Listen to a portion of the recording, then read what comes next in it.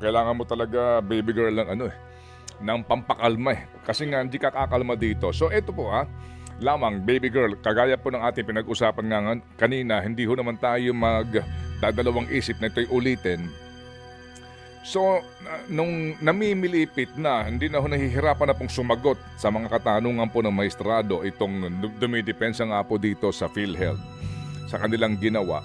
So, kinakatwiran niya na sabi niya, sabi po niya, alam nyo, yung mga kinikita ng PhilHealth, no, additional revenues for the year, lahat ng mga net income niyan, binalagay namin yan sa reserve fund, etc. etc.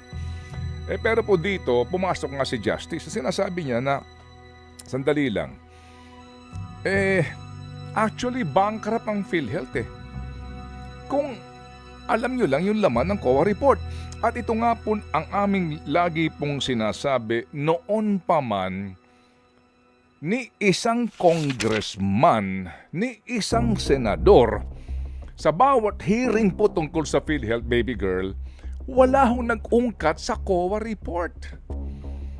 Bagkus, sila po ay nagbistulang rara boys ng PhilHealth para sabihin na, ay, ang dami nga ninyong pera, o sige, gamitin nyo sa benepisyo, etc. etc.